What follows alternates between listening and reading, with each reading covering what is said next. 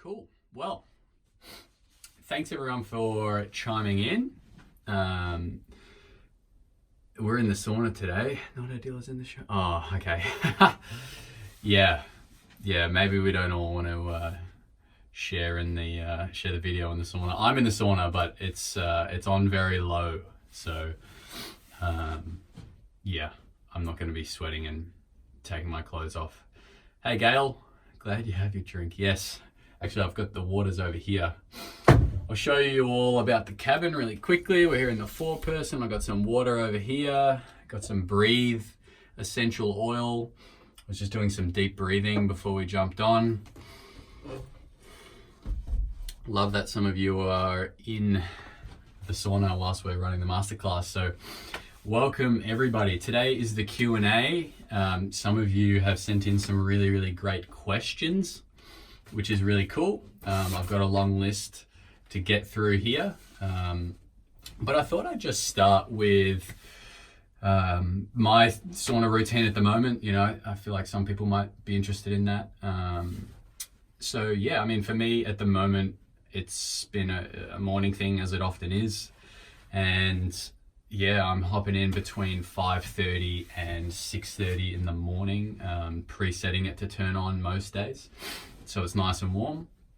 And yeah, if it's really crappy weather outside and I'm not feeling up to going for a run, I'll just jump straight in the sauna.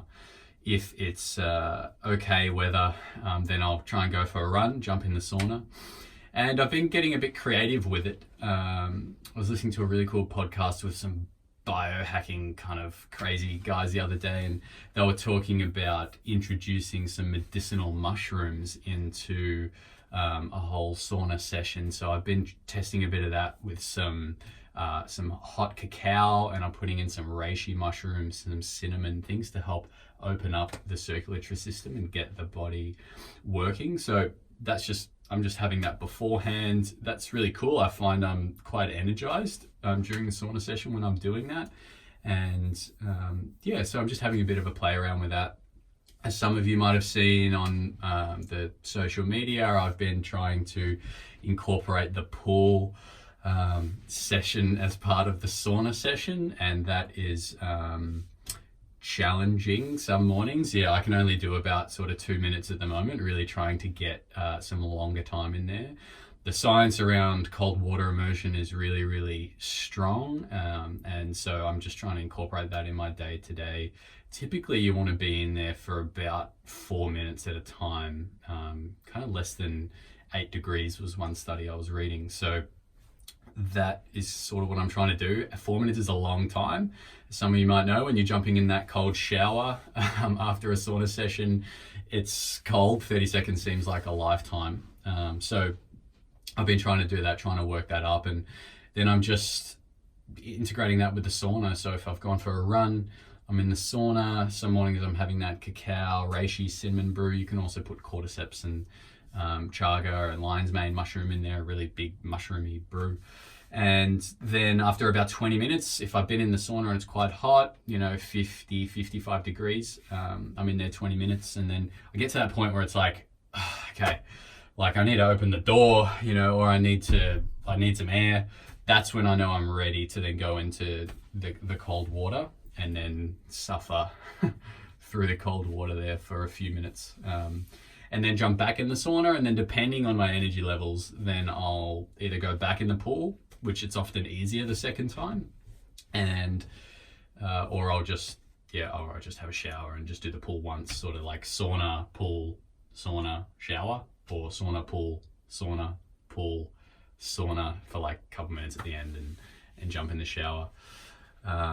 Hey, I only last 30 seconds with the cold water. Yeah, it's hard. It's a real challenge, and everything in your body's saying like, what are you doing? But yeah, there's some really cool physiological benefits there. And so I'm just having a bit of a play around with that. And I often find the second time is easier. Once you're in the cold water and you go back in the sauna, and even if you're just doing a cold shower, try going back in the sauna. It'll just take that cold out. Take the edge off. I often get back in the sauna until I'm sweating again, so I'm really opening everything up, vasodilation, opening up all the red blood cells, carrying all the oxygen around, really just opening the body, and then going back into the cold just brings everything in again. And then when we do go back into the sauna after that, it just sort of takes all the niggles out, and yeah, you feel pretty energized after doing something like that. So yeah, that's kind of what I've been doing, playing around with some mushroom powders and things. Typically not my main thing to do is to play around with powders. I'm typically a whole food kind of guy, but I'm just having a play around with that, seeing how that feels. Even just like hot cacao with a little bit of honey before a sauna is quite a nice thing to do. So especially when it's cold and wintry. Yeah, make sure it's good quality cacao, all that sort of stuff. So anyway, that's what I've been up to. I know some of you have sent through some questions, and I want to get to those, but I thought I'd just start with that. If you have any questions through all of today, post them in the chat and I'll try and get to them at the end. And yeah, hopefully I can answer some of your questions. I'll give you an update of some things we're doing at iHealth Saunas at the end, because I think you guys just want to get to the good stuff. Just read that quickly. Finally managed my sea plunge off the diving pontoon in Blairgowrie. It was 11 degrees according to the divers. I loved it. Stayed about 3 minutes and could have had a couple more dunks, except I had to walk home to get back in the sauna. That is awesome, Joe. Yeah. You've got a beach there, so cleansing, and you're not only out in the water, but you're in the air, and it's early morning. It's such a beautiful time to be at the beach. So really cool. Love that. Who else is going out in 11-degree water? Anyway, something to aspire for all of us. So some of the questions, thank you everyone for sending them through. There's some really good questions here. So we'll get into it. First of all, I haven't noted who sent this through, so apologies if you're listening and I don't mention your name, but simple one, do I need to turn off the portable heater at the end of the session? No. The portable heater is connected to all of the other heaters. I'm talking about this thing.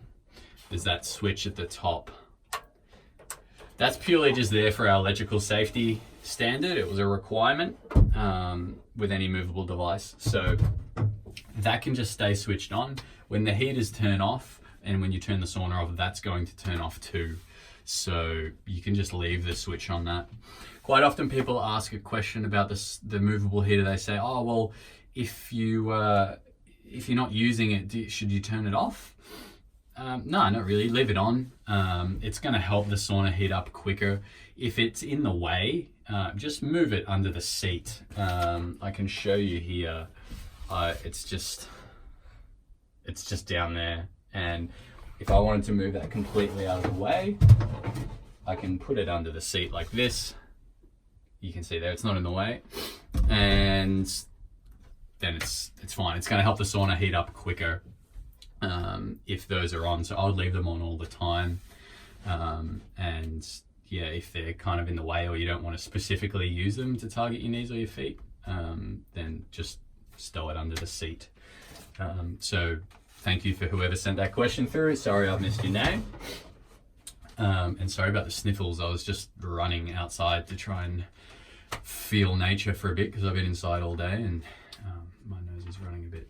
So should you get in the sauna when it's hot, or should you hop in and let the sauna heat up?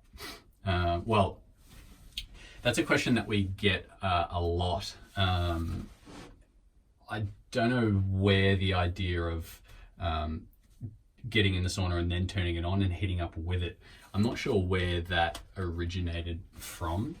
From my perspective, with these sort of questions, it's let's go back to where sauna originated, right? You know, it was even before the Finnish and the Swedish.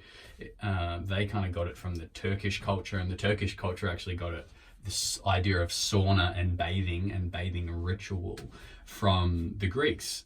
The Greeks tend to know what was up with that sort of stuff and health and wellness. Funny that. So I mean, they had very elaborate bathing cultures where they would go between like 10 and 11 stages of bathing. There'd be cold water, hot rooms, which they're pumping the air from fires and furnaces underneath, to normal temperature rooms. They would do skin scrubbing and a technique, I can't recall the name, but basically like pulling that top layer of skin off, a real cleansing experience. And when they would be going into hot rooms, they wouldn't go in the hot room and then, oh, okay, well, we'll just let it sort of heat up for half an hour, and you just go, oh, what are you doing here? It's always hot, right? And I feel that when you're getting into a sauna, a lot of us are time poor too, and we may only have 30 minutes. I certainly know I don't have an hour allocation for sauna in the morning. It's typically 30 minutes, sometimes 20. And I want to be going in when it's hot. That's going to allow my body to start to turn on that sweat response straight away, really transfer that heat from the infrared panels into the body and start to do its thing. So the question, do we hop in when it's cold and turn it on, or do we hop in when it's hot? I would always have it hot. The lady who wrote that, I know that she actually runs a business, and for any of you who are running a business, have it hot for the clients. Then they can get in there for a good 30 minutes. They're going to have a good sweat, and they're really going to get that full experience of what a sauna is like, what an infrared sauna, what an iHealth sauna is like, the experience overall. And so why waste time? I think have it hot. It'll allow your body to do what it wants to do, and we're going to enjoy a nice sauna session. And I think we've all probably had that experience where we accidentally preset the sauna to the wrong time in the morning, and then you get up and you're like, oh, the sauna's going to be warm. No, it's not. So, and then you got to kind of turn it on, and you sit there and you're just kind of waiting around to heat up. So I'm a fan of going in when it's hot. I don't know about you guys, maybe share if you agree. Cool. Okay. So moving along, there was a question in the iHealth Sauna Owners Club Facebook group, which if you're not in there, get in there. You would have seen some emails from us about that when you purchase the sauna or vice versa. So we put a lot of communication into the Facebook group. So really get in there and get connected. Anyway, someone asked the question, can you use the sauna every day? And the short answer is yeah, absolutely. You can use it every day. And I think the question was actually, can you use it twice a day? So first things first, can you use it once a day, every day? Short answer is yeah, absolutely. Treat it like going for a 3K run, right? You can do that every day. You have to take it easy. You need to be aware of what you're doing. But you can absolutely jump in there every day, have a good sweat, as long as you're staying hydrated, which I need to do.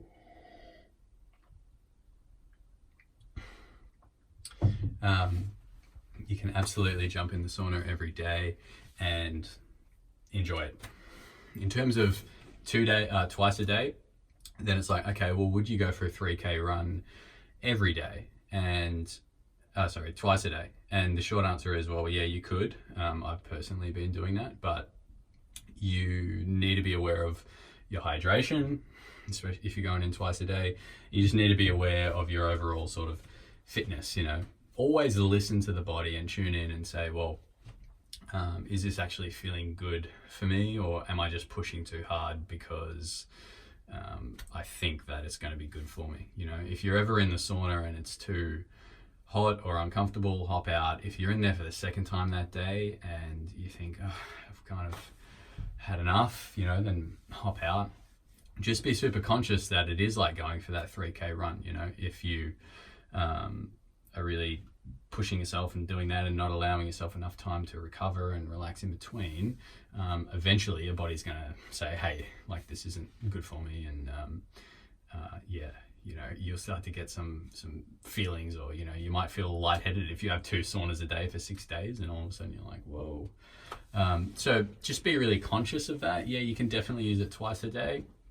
I probably use it twice a day, like once a fortnight. I'll have a sauna first thing in the morning, and then afterwards or in that evening, sometimes I forget that I have it in the morning because I'm so used to having it. And then I go home and I think, oh, man, I'd love to have a sauna right now just to decompress from the day. And so, yeah, sauna twice a day is quite nice, but just be conscious, always listen to your body. That even goes for just a really hot sauna session. If you're in there above 60, you've got to be conscious of what your body's telling you.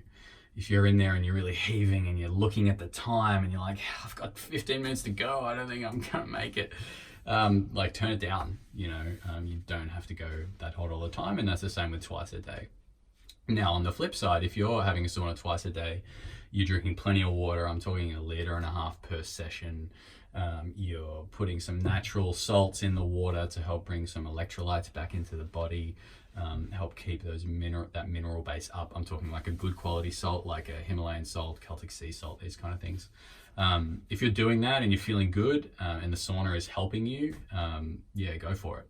But just make sure that you're sort of ticking those boxes along the way.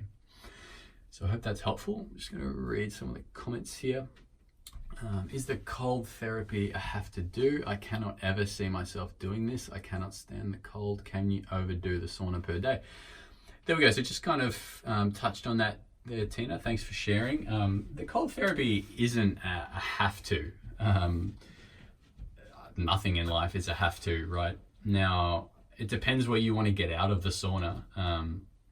So I'm not sure what that is for yourself. Now, if you're having the sauna and however it is you're doing it, you're getting those beautiful results that we love, and you're really enjoying it and you're feeling great, why change that? Keep doing what works. If you are feeling like you want to get something more out of the sauna, then cold water is one way to do that. It's just a way to add some extra physiological benefits to the body. Now, I'm not sure if you're personally, Tina, maybe you're dealing with some circulatory issues. Maybe, like you said, you're always cold. In which case, yeah, I wouldn't overdo the cold water. Now, the cold water can actually help with circulation, although it's counterintuitive. When we're in the cold water, all the blood comes to the core as a protective mechanism to protect the organs from the cold. And then when we go back into the warmth, all of that fresh, recirculated, oxygenated blood flows out to the extremities. So people dealing with circulatory issues in their hands, in their feet, often cold water can be a good solution to that, to really help push fresh blood into those extremities, into those joints. But I perhaps wouldn't be doing it every day. And then there's plenty of other things we can be introducing into the body to help bring heat into the body. If we look in Chinese medicine, they're always talking about heat and dampness and cold in the body. So lots of heating foods can help with that, but I'm not sure of your specific case, so I can't get too into that. A couple more comments. I have it preheated, usually for about 55 minutes. Had back pain, feeling a lot better after a few days. Cool. I haven't got the name of that person, but hello. Hey Joe, yes, I finally managed the auto timer. Love the shelves. Do you sell them? Yeah, we do sell this shelf here, but I'm not sure if it'll fit in a smaller unit. Maybe email me about that one, Joe, alex@ihealthsaunas.com. I felt tired for the first week. Now I'm used to it. I last the whole day. Cold therapy, good for your immunity. Cool. Not sure who wrote that, but I couldn't agree more. Good for so many things, just like the sauna is. Yeah, going to the extremes of hot and cold, really, really great for the body. So yeah, cool. I will keep on moving. So I had an email recently from a lady. I won't mention her name, but I thought I'd bring this up anyway because it was a good question. Using the sauna after surgery. And so we've had a lot of clients who use the sauna after knee surgery, after hip surgery. My mum, she had her hip replaced and she was using the sauna to help recovery around the wound. Any sort of big cuts and incisions into the body. That question comes up a bit. So just to touch on what's going on there. I mean, the body is trying to heal, right? It's trying to sew everything back up naturally. And it comes back to what's the sauna ultimately doing for the body? The sauna is getting the body working It's getting the circulation moving. It's getting oxygen-rich blood, which we breathe through our lungs, which gets passed into our heart and out into the blood. It's getting that into the joints, into the extremities, and just into our body. And our body needs that circulation to be able to heal. If there's really constricted circulation, say I cut my finger and then I just hold this super tight for 3 weeks, it's going to take longer to heal than if eventually I actually allow the blood to get in there and to do its thing and work its magic. Essentially, the body is magic. And so when it comes to dealing with a big scar, we want that heat to get in there. Now, if I had my hip replaced and I've still got all of the stitches in, I'm probably not going to be sitting in here like this for half an hour when I'm fresh out of the ER. But once we're comfortable and we can move in that area, wherever that may be, and especially once the stitches are out, getting that infrared heat is just going to allow the body to do what it wants to do at a faster pace, at a higher rate. And so I suggest if anyone has some sort of cuts or surgery, and then even down from that, just the general injury, get the heat in. There's a lot of science coming out now talking about perhaps we don't want to immediately ice a sprain, because think about what the body does. The body's always working to heal us, right? It's never working against us. And so if we sprain something and that swells, that's the body doing its best job to help heal us. Now, hey, that swelling might look pretty horrible for a few days, or it might hinder us moving very well, but that's our body's quickest, most efficient response to look after us. And so if we can get some heat in there and get things moving at a higher rate, it's going to help the body do what it wants to do. And so similar with cuts, and similar with sprains and knees. I changed my running style recently, and I found now I'm striking on the front of the foot. My Achilles are playing up. I'm not a perfect runner by any means. And so I've been getting the heat in there to help the body do what it needs to do to ultimately heal some of that tendon strain that I've been putting in there. So yeah, I hope that helps. There's also some cool science around near infrared heat and its sort of added benefit to the skin and to scar tissue. So yeah, there's some cool science around that. In the movable heaters, we're getting close to that sort of near infrared wavelength, which is quite nice.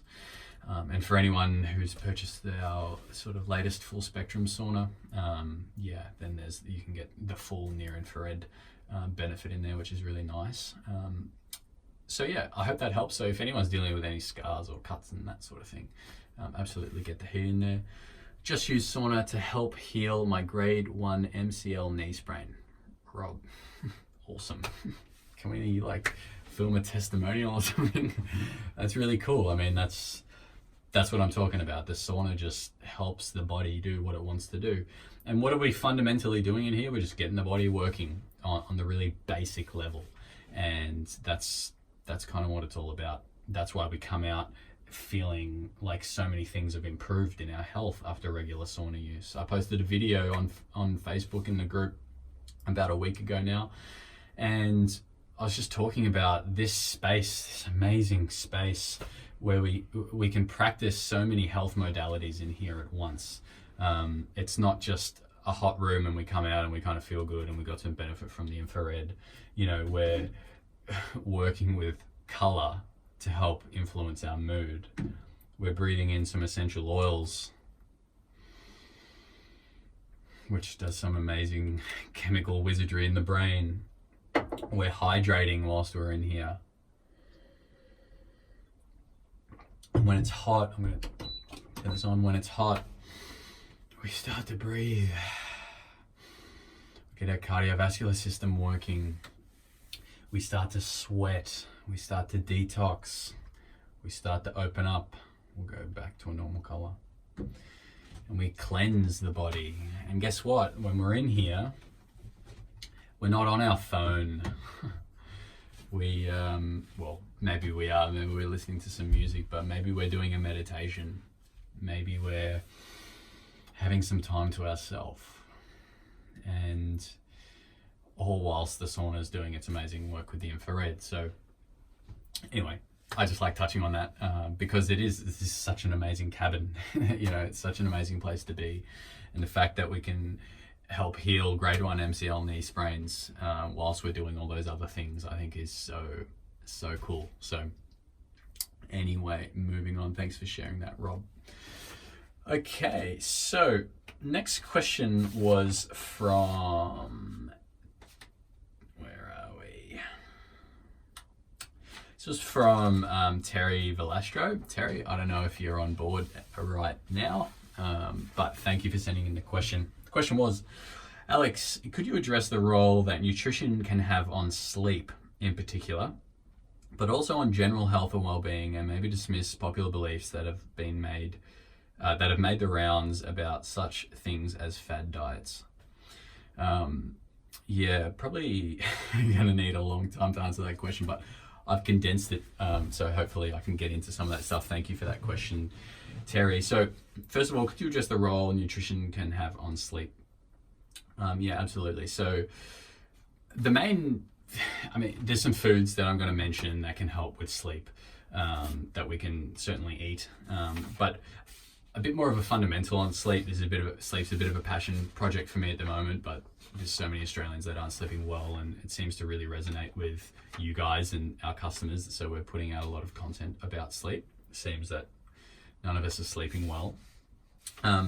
So I can get into some foods and things, but the main thing I wanted to mention was like the actual mechanisms with that lead to us having a good sleep. So there's two ways that sort of our brain works that help us feel sleepy. So throughout the day, we've all heard of our circadian rhythm. I talk a lot about the circadian rhythm when I talk about red color lights and blue lights and the positive and negative effects of both.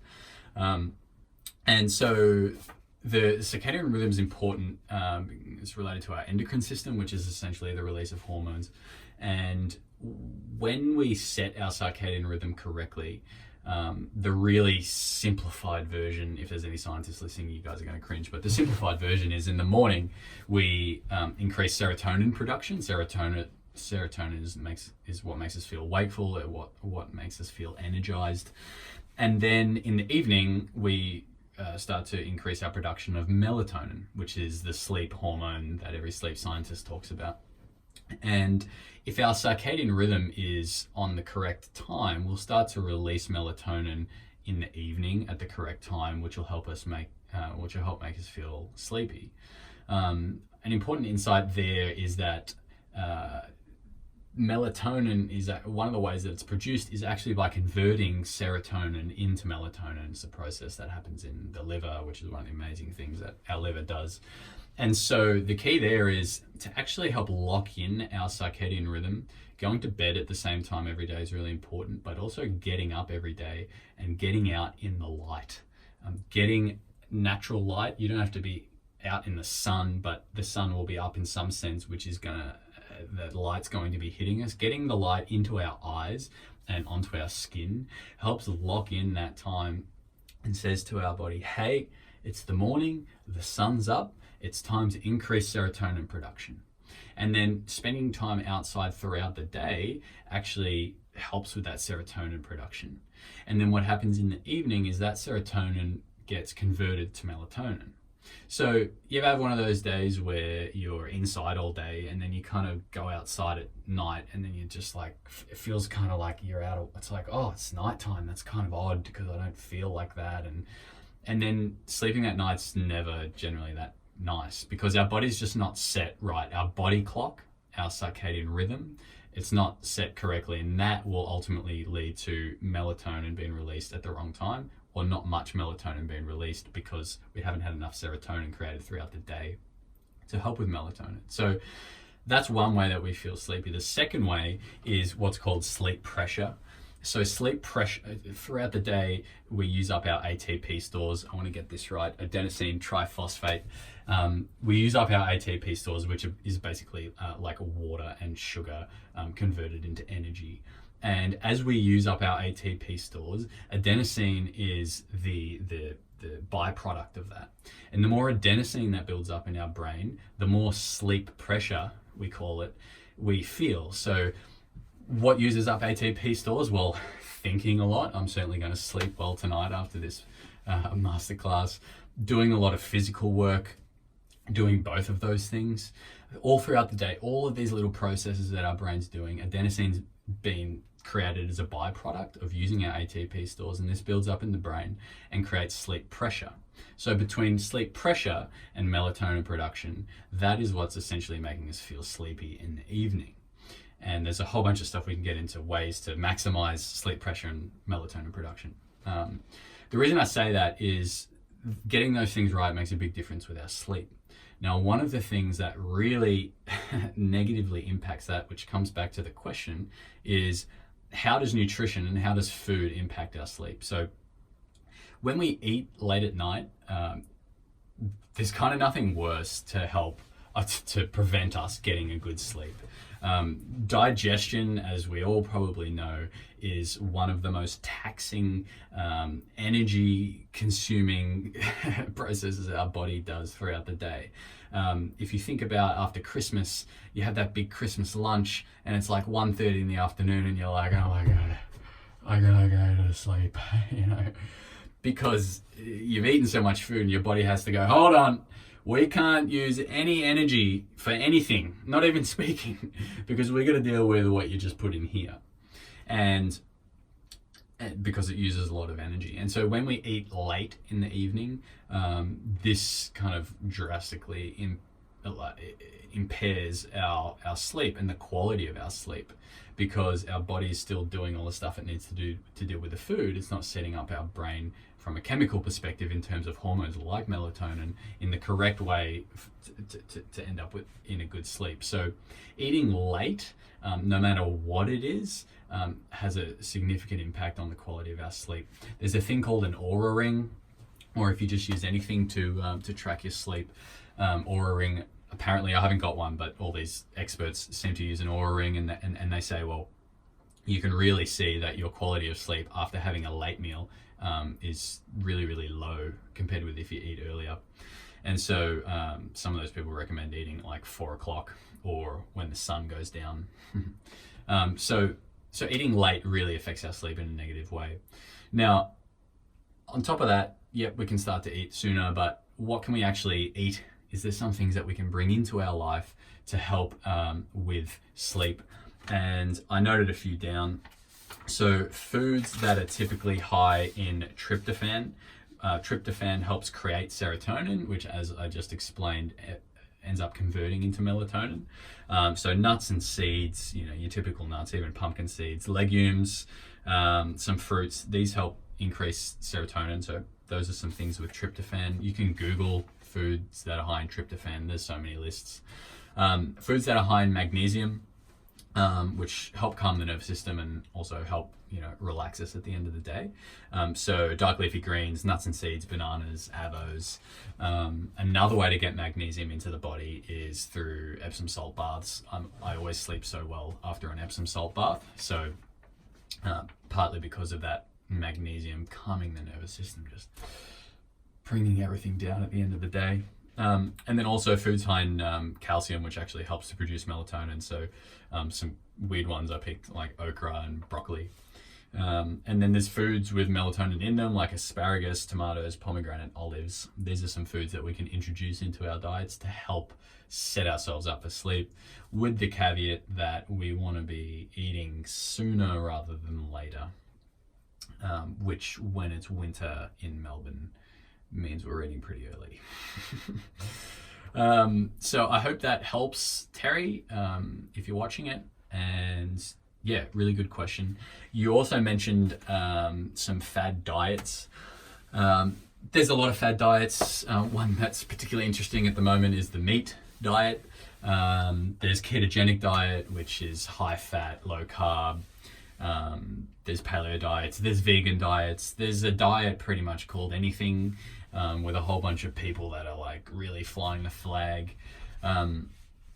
My only insights I want to share on that from my personal experience is whatever diet it is, looking at the mechanism that's actually ending in the result that those people are experiencing. So a lot of people with ketogenic diet experience that their inflammation decreases. A lot of people with the meat diet, meat only, they have amazing results in terms of feeling less hungry, eating less, losing weight, reducing inflammation. And what's ultimately happening in all of these diets is the meat diet, for example, they're eating meat only, so they're feeling quite satiated. And what ends up happening is they actually end up intermittent fasting over a period of time. It's actually a fasted state that they end up in because they don't eat as much. They're feeling more satiated from eating all of the meats. And so for me, it's like, well, let's look at the mechanism. What's really going on? Well, these people are actually having a long period of their day where they're not eating.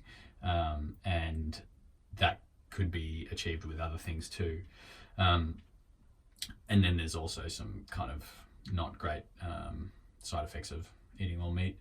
Ketogenic, lots of people are doing that. For me, it's, I'm just a bit concerned about the fiber content and all that sort of stuff, but I'm not going to shoot it down in flames. I haven't actually tried that one. So the key for me is just looking at the mechanism that's actually helping people achieve what they're achieving. And being open to trying some new things if stuff isn't working. You know, I think things are going to work for people and what you ultimately want to get out of your health. For me, my ultimate goal in my health is to be the pinnacle of in my body and healthy and energized. And you see the healthiest people in the world, these guys that just do heaps of fasting and they're so cleansed and spiritually developed and wealthy and energized and enjoying their life. And more often than not, they're eating mostly plants. And even if they're not a vegetarian or a vegan, it's whole foods, baby. It's real food, whether it's keto or paleo or vegan, or even if you don't associate it with any of those things, it's whole foods. There's a really amazing book by Dr. T. Colin Campbell called Whole, and he gets into that a lot. He actually wrote a really cool book called The China Study, which is really fascinating. We won't get into that. And although also worth a read. And yeah, he just talks about, like, if you want to heal, whole foods. And you look at any of these really healthy health gurus, and it's always whole foods. It's never one thing or the other thing. It's just whole foods. If you're going to eat it, try and keep it as close to its original format as possible. And, you know, you don't have to cook the crap out of it all the time. Keeping food alive, food has a life force in it, and when we cook it, a lot of the time we cook all the good stuff out of it. Yes, there's some foods that the nutrient content increases when it's cooked, but most food, eating it raw, you're getting the most from it. So that's kind of my beliefs, and that's what I've seen work in people, and I see the healthy people in the world, and that's kind of what they're living. So in terms of fad diets, I mean, fad diets, fad products, it's all the same. You know, they come, they go, and the ones with real efficacy are the ones that are around at the end. So anyway, thanks for the question, Terry. I'm going to get off my soapbox now and move right along. So a question was how to use the sauna to optimize weight loss, how to use sauna for different results, i.e. relaxation, energization, and that's basically it. So how to use the sauna for weight loss. I'll just touch on this really quickly. I think we've all got this book, Sauna Sessions book. Some really, really cool stuff in here. I hope you've all read it. If you don't have one, tell me, we'll send you one. But there's some really cool stuff in here about different ways to use the sauna for pain relief, weight loss, that sort of stuff. And so if I flick through here to weight loss, it's about using the sauna perhaps a little bit hotter than normal, 5 degrees hotter, 6 degrees hotter, 7 degrees hotter. Maybe not as long, maybe 5 minutes less. And really get the body working in that sauna session. If I share my screen real quick, I shared this last time about the sauna sessions. And this is just some insight as to the sort of temperatures and times for specific sauna sessions. And what this all comes back to ultimately is it's how much work we're applying on the body. We've all been in the sauna at 45 and thought I could probably go hotter, and then you go to 55 and you think, okay, things are really working now. And so this just kind of gets into that, you know, different things are happening in the body at different temperatures. And when we're getting into a weight loss session, find what temperature is comfortable and then just go a little bit more. You kind of got to push yourself, you know. That kind of goes through everything in one's life when dealing with that sort of stuff. Now, dealing with being overweight or wanting to lose weight is quite complex. But, you know, to get things that we want, we've often got to do things that we haven't done before. And so, you know, applying that wisdom to a sauna session, if usually you're in there at 55, go to 60, see what happens. You're going to increase your heart rate more. You're going to increase your breathing more. You're going to get the body working harder. You're going to be sweating more. And ultimately, we want to be doing those sessions 3 or more times a week, really working the body. And obviously listening to the body, but just giving a bit of that extra work. So here we can get things moving. Oh, I feel tired. Sorry. Yeah, cool. I'm glad that that's helpful. So yeah, in terms of weight loss, that's sort of how to use the sauna. I'd definitely be jumping out into a cold shower. The cold water immersion helps create thermogenesis in our brown fat stores, helps assimilate fat. It activates cold shock proteins, which help with killing off the dead cells and cell autophagy and all those sort of really powerful longevity things that we want. So cold shower, definitely, if we're wanting to get some of that weight off, go really hot in the sauna and do that regularly. Some other things that I noted down for that one, on top of the sauna, we want to be moving throughout the day. Obviously, our body is designed to move, it's designed to work, it's designed to be outside in the elements, moving and just getting this thing working, right? So no worries, Joe. Yeah, so get out, get moving. Also, intermittent fasting. Bruce and I touched on this in a recent masterclass. Intermittent fasting is super, super powerful. Essentially cutting out breakfast and just having lunch and dinner. I've seen it happen so many times. I've seen it happen in my own life. I've seen it happen in my beautiful partner's life. If you're using the sauna every day, or say 3 or more times a week, you're going a bit hotter than normal, 5 degrees hotter. You're coming out, you're having a cold shower. And then on top of that, you're trying to go for morning walks maybe before the sauna session, and then you're intermittent fasting, just cutting out that whole bunch of morning snacks and whatever it is you have, intermittent fasting until lunchtime and just eating between 12 and 8. If you do that for a couple of weeks, the weight will be coming off. You know, to be really, really blunt, to use the words of Don Tolman, like if you want to lose weight, stop eating. And I mean that in as nice a way possible, because that's kind of the way the body works, and you can still really support your body through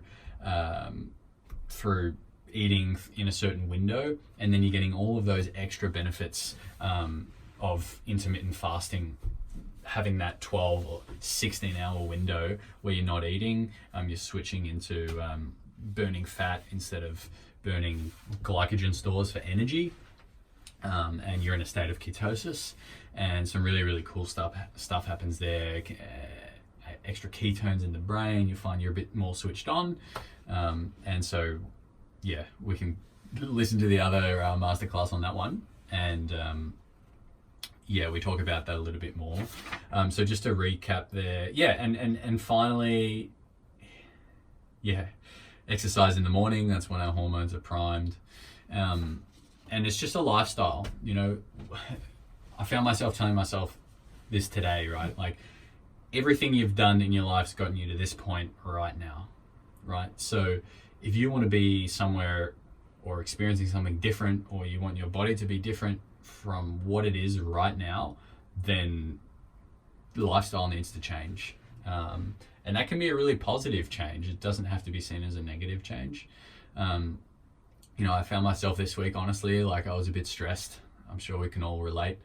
Life's just throwing everything at you, and I just said to myself, like Alex, this is you. Like, you, whatever you are right now, that's who you are, right? So if you don't want to be like that, you need to do something different, and for me, that's allowing more time to myself and to give my body what it needs to be healthy.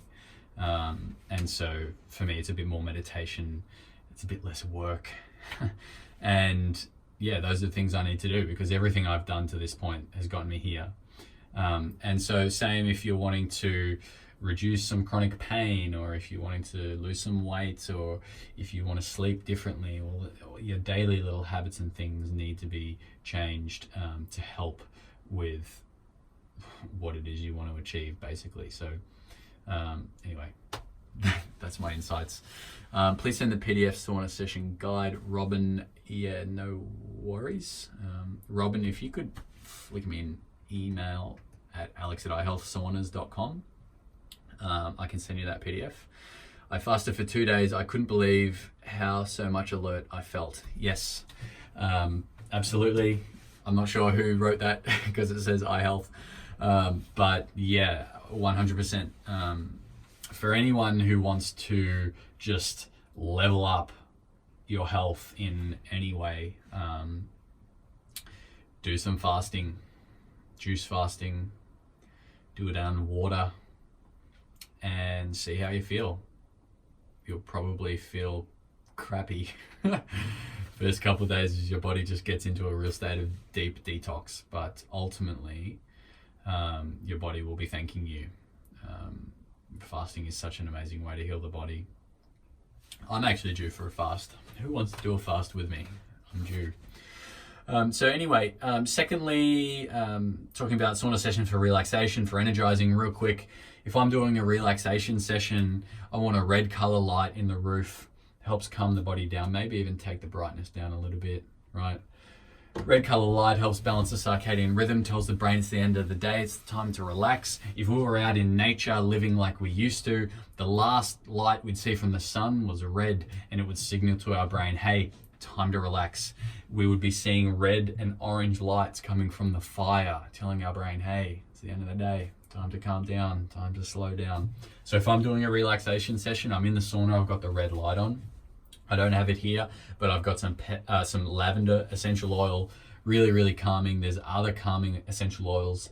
In our sleep pack, we actually have, I don't have it here, this is Breathe, but in our sleep pack, our wellness packs online, you can get a sleepy time essential oil, really, really calming. There's some cool stuff. I think there's some vetiver in there and some Roman chamomile and a couple other things. If you really want to calm down, some chamomile tea. I know not everyone loves that, but if you want a relaxation session, stacking all of these natural things into one session, really, really beautiful. What I would also add is maybe do some deep breathing whilst you're in there. Not crazy deep breathing, just some nice slow breathing, so you can't even hear it perhaps. Nice and calm, good posture, and just reflect on the day, maybe meditate a little bit.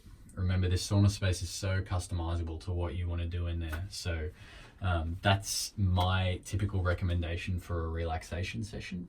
I wouldn't go as hot. If I go back to that that document I was just sharing with you, a typical relaxation session or a sleep session, we're not going as hot, we're going 40 to 50 degrees.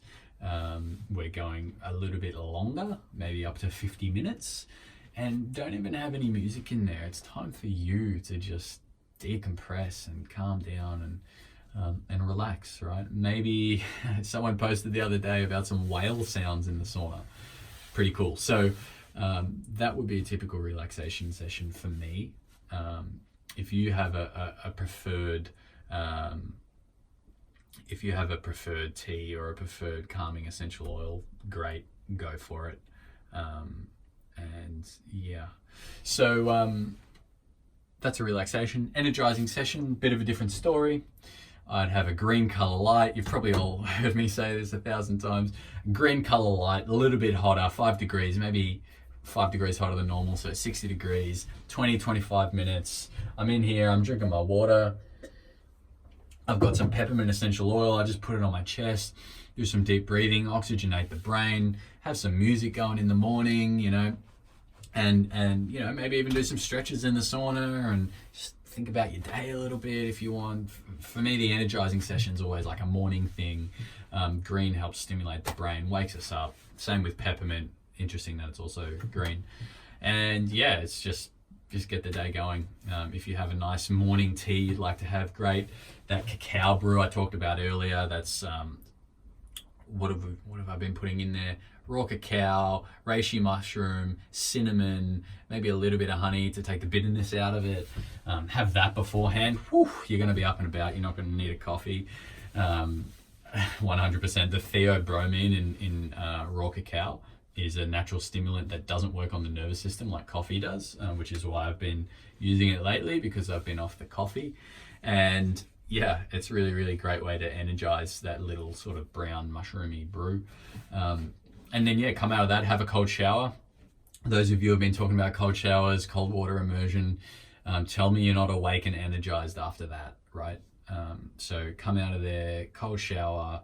I would even incorporate a body scrub with that, because energizing is all about cleansing and starting fresh and getting the day moving, and a beautiful body scrub in the sauna, in the shower just after the sauna is quite nice. So that's how I do an energizing session. Just to circle back on that one, if you don't have the book, let me know. We'll send it out. If you do have it, tell your friends about it and the sauna. And yeah, there's some really cool insights in there. And yeah, always happy to talk. If you have a specific question, you can send it through to me, alex@ihealthsaunas.com. And yeah, happy to talk a bit more about a session for you, because that's just kind of what I'm into, helping you guys get the most out of the sauna. So very last question, on time, how about that? Whilst I'm doing this, if you do have a question, put it in the comments and I'll answer it. The question was, can the sauna help perimenopause symptoms and also anti-aging? Yeah, it can help with those things. Is there studies showing specific benefits of infrared sauna on menopause symptoms? I'm not aware of any really good ones. But what I will say is, by reducing the toxic burden on the body, it's going to allow our body to do what it needs to do better. It's going to allow our thyroid to create homeostasis in our body at a better rate.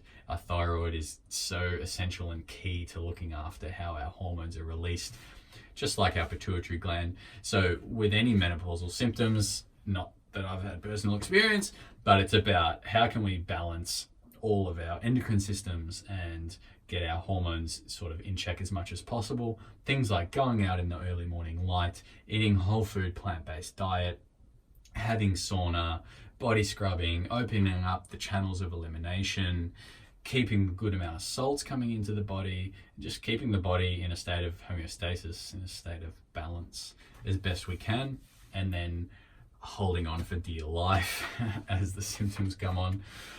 Also, what else did I have for that? Anti-aging. Yeah, so I think that question was specific to probably this area, but so I had some amazing stories on infrared sauna and cellulite, like cellulite just gone. Again, that comes back to that hot session, getting the movable heater into the legs or around the waist, getting that heat in, going a bit hotter than normal, having a really, really good sweat. It's going to help break down those little pockets of fat and just get rid of that stuff. And then the cold water is really going to add to that too. So really, really good for cellulite. I'm really looking for someone who's had some cool stories with their cellulite to do a testimonial video. I know some of you are out there. So yeah, and in terms of anti-aging, there's some really cool science around infrared and helping activate the mitochondria in the cell, and basically helping our cells regenerate, killing off the dead cells and energizing the cells that are currently alive to do their thing. Again, hot to cold treatment, really, really good for that. I notice that when I go from hot to cold, everything just sort of tightens up on my face, and I feel like I just kind of look younger. So doing that sort of stuff on top of a juice fast, you're going to be supercharging absolutely everything. So yeah, I hope that kind of helps. That is it. I have covered everything. So if there's any other questions, is sauna more beneficial pre or post massage? Well, it depends what you want to get out of the massage. For me, if I'm in the sauna and I say have a 15-minute session, just getting the heating, get the circulation moving, that's going to allow the masseuse, whoever that is, maybe it's your wife, maybe it's your husband, maybe you're at a place, or maybe it's your business, I'm not sure. It's going to allow the masseuse to do their work quicker, less time warming up. They're able to get in, do their thing more easily. So beforehand works quite well from a massage perspective. Afterwards can be a really beautiful way to continue on that relaxation and that calm after a massage. So it depends ultimately on what you're using the sauna for in that sense. Is it a post-massage relaxation, or is it a pre-massage, I want to get some heat in so the masseuse can do their thing? So thanks for that, Rob. Is it a back that comes with the sauna? My daughter asked what it was. I think you mean this. So it's a backrest. The way that this is supposed to be, by the way, if I'm putting this up against here, if I'm putting it against the wall here, the bit that comes out, it needs to be at the bottom. So not like that. This conforms with our back. Now, if I was to use it in here, I'd do it like this. Oh, my microphone's gonna be a bit tight. Let me just take that off. There we are. So, yeah, the bit that comes out at the bottom, yeah, the bit needs to come out at the bottom, basically. Yes, no worries. Cool. Okay, everyone, thank you so much for tuning in. Feedback is welcome, either in the comments or if you send me an email. You all got an email from me today about this chat. So yeah, send through your comments, send through some things you'd like me to answer next time. Send through any feedback on iHealth Saunas and what we're doing. We really love feedback, and it helps us deliver cooler and stuff, cooler things that you guys want more so than the things that I think we want. I'm super passionate about my health and wellness and looking after you guys. And so I just want to give you guys what you want, basically. I'm glad that the backrest is fantastic, Joe. So yeah, thank you so much. Just a bit of an update of what's coming up with iHealth Saunas. We're soon going to be launching our podcast called Sweat It Out. This is a really cool opportunity to just bring everyone some more content about, hey, what's the simple stuff we can do in our life to just look after this with all the stuff we have going on? What are just some simple things we can do, some simple insights we can learn from health professionals? And so I'll be interviewing some cool people on that podcast and finding out what these experts are doing, basically, to help just bring some knowledge to you guys. So super excited about that. We're always optimizing to help get the word out about iHealth Saunas. We're so passionate about helping everyone here and providing an amazing sauna. But as some of you have said, like once you got the sauna, it was like, whoa, there's so much more to that.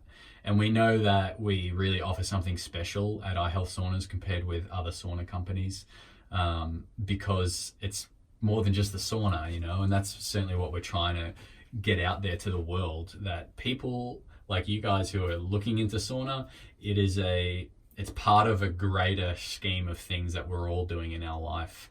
No one's just buying a sauna and not doing anything else. And so we try and really expand on that. So if you have any friends or family that you think could benefit from the information that we give out, as well as this amazing sauna,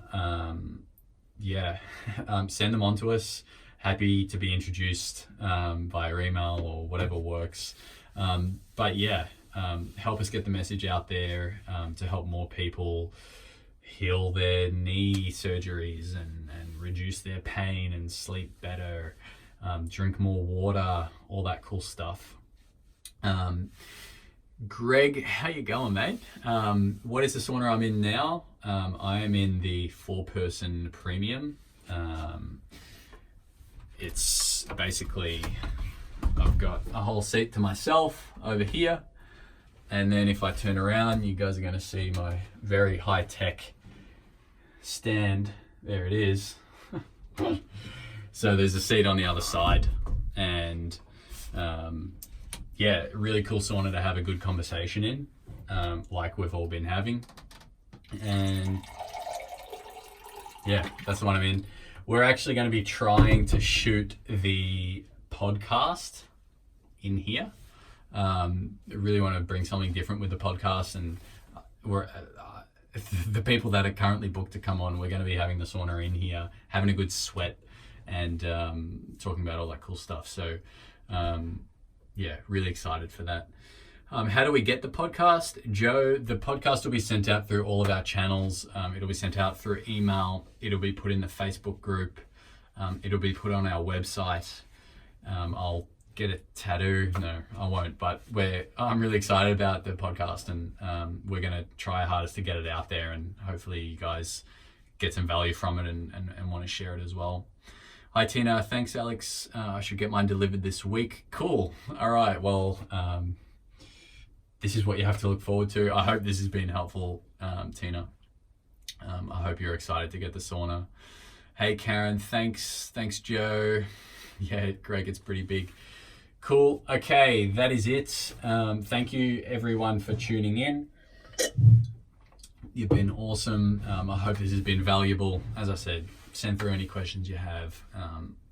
Get out there in this cold Melbourne evening. I hope we're all inside and relaxed. And yeah, thank you all so much.